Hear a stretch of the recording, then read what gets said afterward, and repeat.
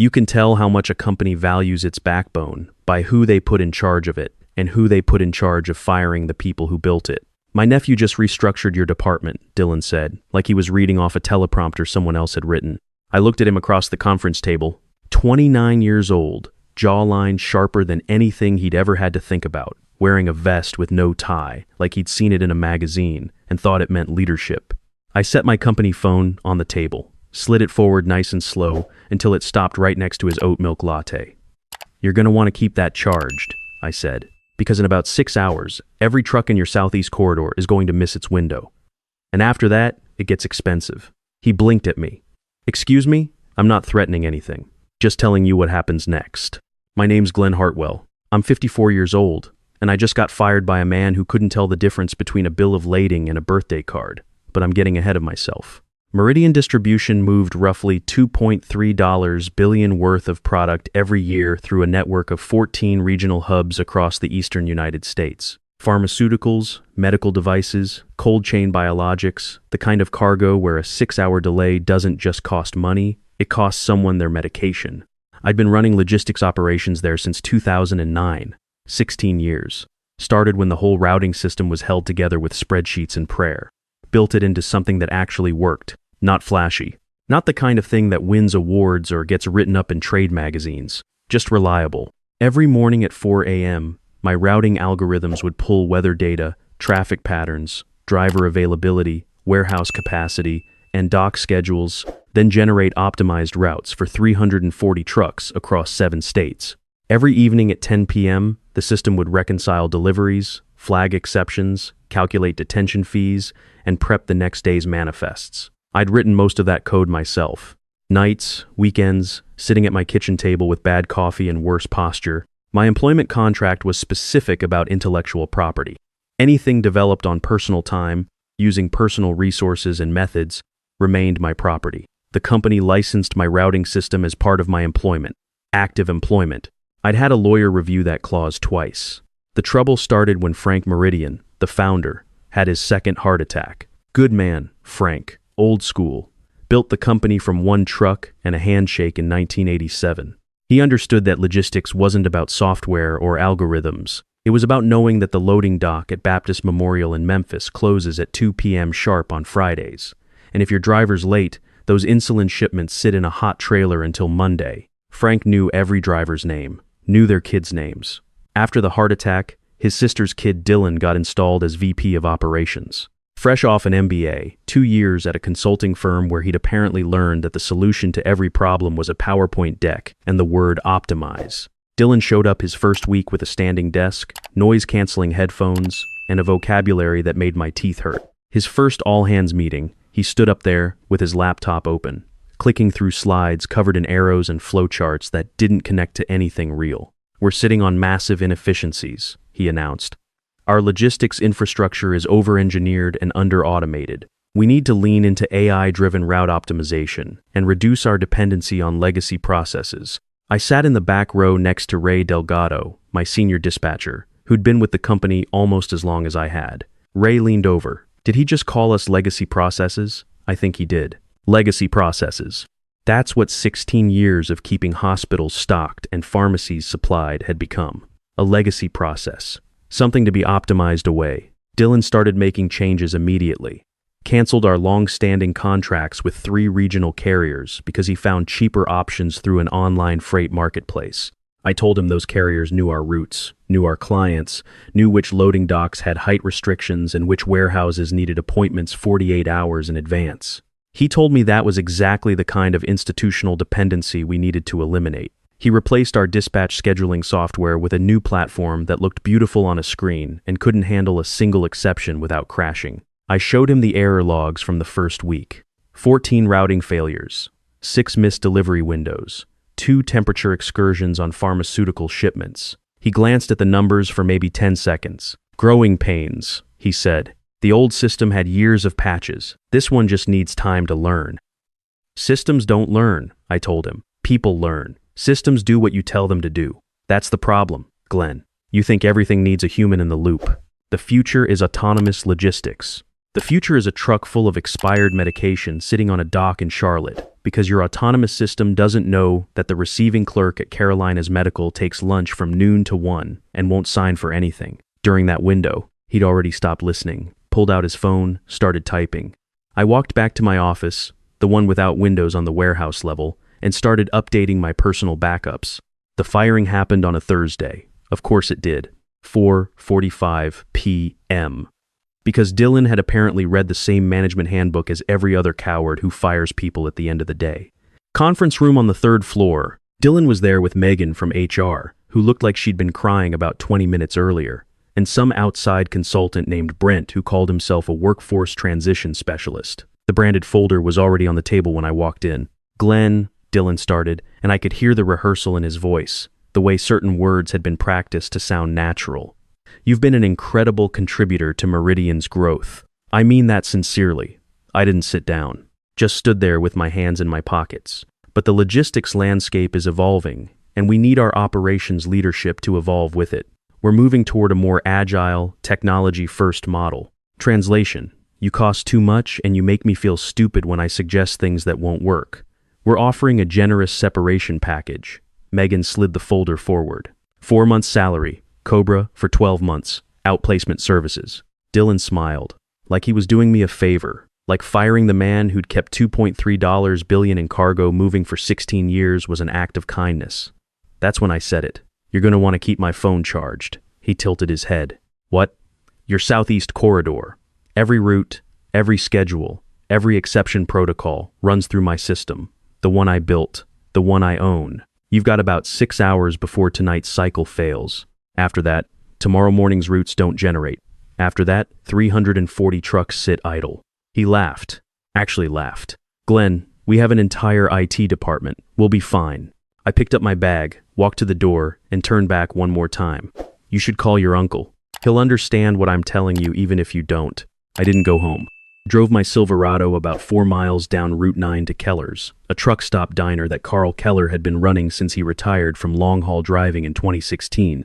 Carl was maybe 61, built like a man who'd spent 30 years loading and unloading his own trailer because the dock workers were too slow. Silver hair, flannel shirt, hands that could crack walnuts or pour coffee with equal precision. The diner was half full, regulars, mostly.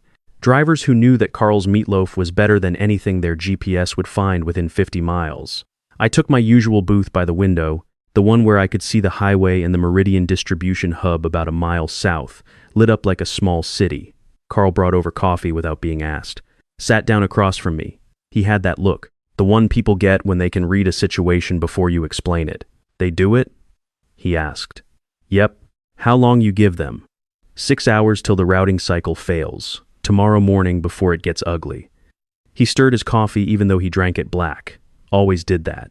Nervous habit from decades of keeping his hands busy in truck cabs.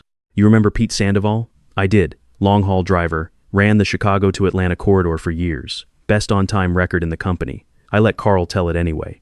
"Pete ran that corridor for 11 years, Carl said. "Knew every way station, every fuel stop, every shortcut when I-65 backed up south of Nashville.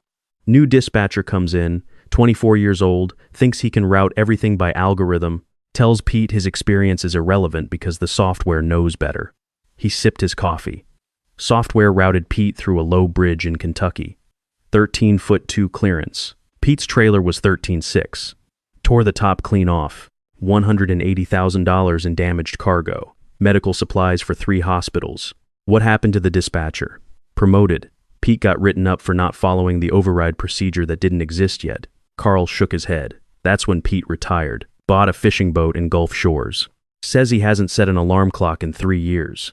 He gestured at the diner. Same reason I'm here. Got tired of being told my 30 years of experience was less valuable than someone's app. My phone was face down on the table. It buzzed once, twice, then started vibrating continuously, like a small animal trying to escape. Carl glanced at it. "That them?" "Yep. You gonna look?" "Not yet." He stood up, squeezed my shoulder on the way back to the counter. "Meatloaf's on the house tonight. Here's what nobody tells you about being the person who keeps everything moving. You become the thing people don't think about, like plumbing. Nobody thinks about plumbing until sewage backs up into the lobby. That was me, the plumbing. 16 years of making sure cargo got from point A to point B without killing anyone, and I'd become so invisible that a 29-year-old with a consulting background genuinely believed the system ran itself. My routing algorithms weren't magic. They were just good engineering built on 16 years of learning what goes wrong. Every exception I'd ever encountered was coded in. The system knew that I-95 through Jacksonville added 40 minutes during Jaguars home games. It knew that the CVS distribution center in Raleigh wouldn't accept deliveries after 3 p.m. on the last day of each quarter because of inventory counts. It knew that driver 187, Tommy Briggs, couldn't do the Knoxville route anymore because of the road construction on I-40 that had been temporary for 6 years. 340 trucks, 7 states, 14 hubs, 2,000 daily delivery windows. All of it running on code I'd written, on knowledge I'd accumulated, on a license that had just been terminated along with my employment. I finally looked at my phone around 1:0 p.m. 23 messages. The 10 p.m. reconciliation cycle would have just attempted to run. It didn't, of course. It couldn't. The license key expired the moment my employment ended, exactly as my contract specified. Text from Ray Delgado. Glenn, systems throwing errors I've never seen. Routing engine won't generate tomorrow's manifests. What's going on? I typed back. Check with Dylan. He's in charge now. 3 dots appeared. Then, Dylan left at 5:30. Nobody can reach him. I put the phone down. Ate the last bite of Carl's meatloaf. Carl called over from behind the counter, where he was watching the local news. Hey, your company's on TV. I looked up. The anchor was talking over a graphic that read, Distribution Disruption. Sources report that Meridian Distribution, the region's largest pharmaceutical logistics provider, is experiencing significant operational disruptions tonight. Multiple hospital systems have reported delays in scheduled medical supply deliveries. I turned back to my coffee. Carl raised an eyebrow. That was fast. It's going to get worse, I said. Why? Because tonight was just the routing engine. Tomorrow morning, the carrier coordination system tries to sync with schedules that don't exist. After that, the cold chain monitoring goes blind because it depends on route data to calculate temperature windows. After that, the invoice system can't process because there are no delivery confirmations to reconcile. He whistled low. Domino's. Every single one.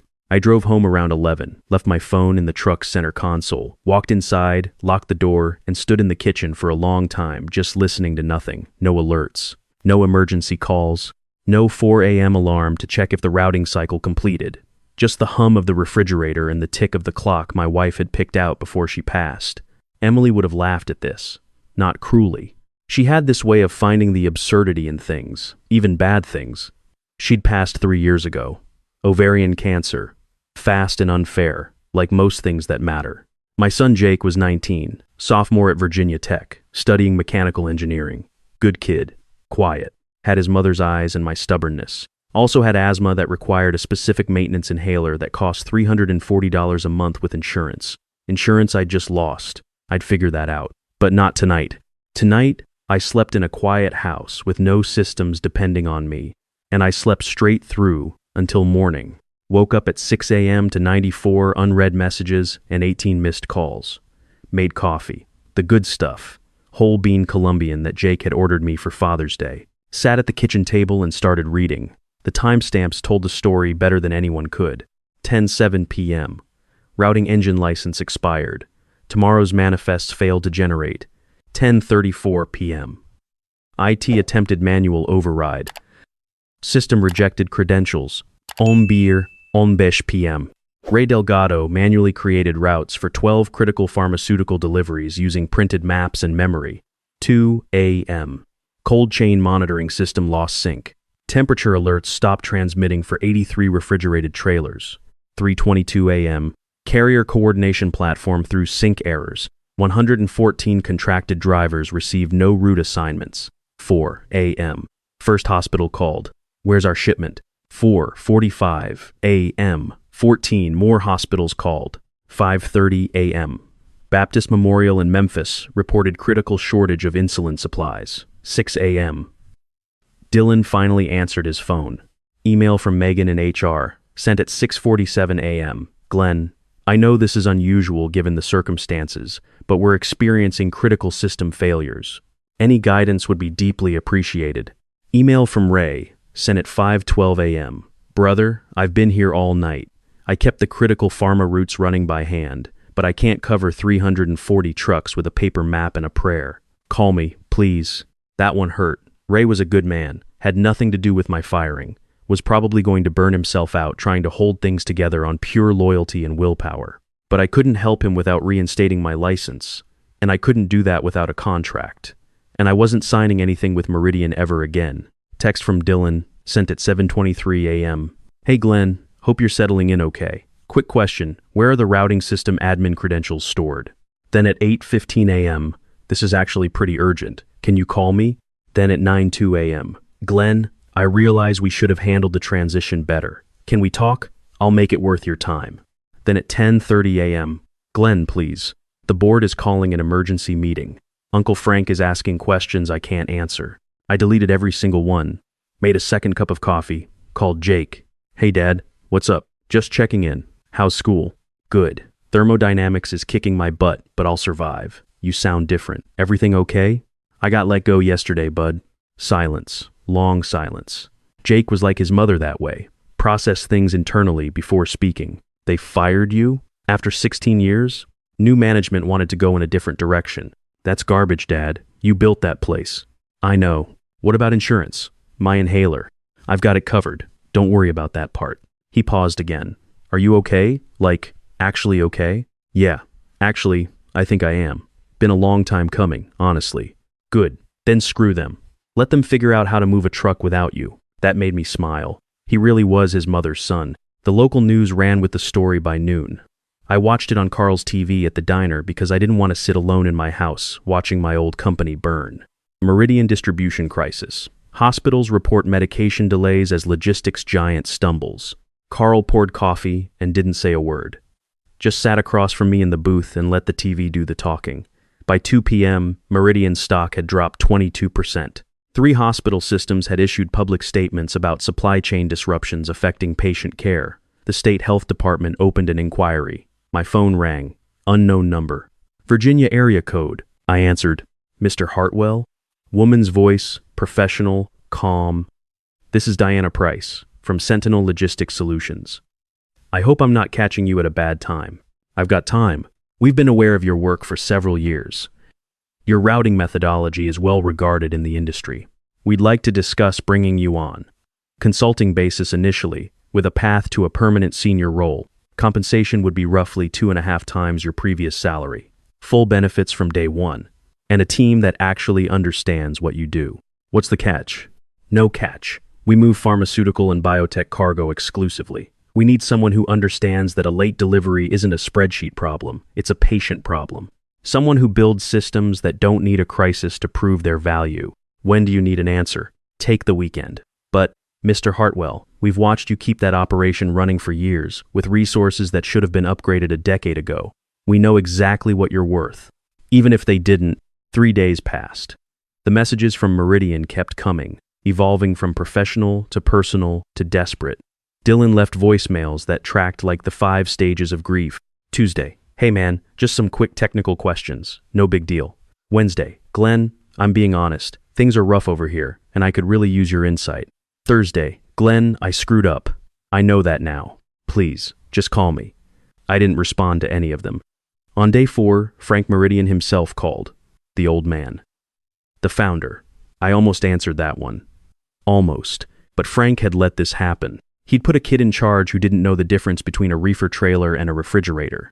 And he'd done it because the kid was family. Blood over competence. I'd seen it before. It always ended the same way. By week 2, the lawsuits started. First was Southeastern Regional Health, a 12-hospital network that depended on Meridian for daily pharmaceutical deliveries. They filed for $6. $8 million in damages related to supply disruptions, emergency procurement costs, and 2 patient safety incidents. Then Carolina Med Supply. Then 3 smaller pharmacy chains. Then a class action from contracted carriers who'd lost revenue during the outage. The FDA opened a review of Meridian's cold chain protocols after temperature data gaps were discovered in shipping records for controlled substances. That's when the subpoena came. Thick envelope, certified mail, law firm I'd heard of but never dealt with. Mr. Hartwell, you are hereby requested to provide testimony in the matter of Southeastern Regional Health versus Meridian Distribution. Your documentation of prior warnings and operational expertise are material to this proceeding. They wanted everything. Every email where I'd flagged a risk. Every meeting where I'd been overruled. Every time Dylan had called my concerns resistant to change or anchored in outdated methodology. I had all of it. Backed up on 2 external drives and a cloud account Emily had helped me set up years ago because she'd said, "Glenn, you need to protect yourself. These people will forget you the second it's convenient."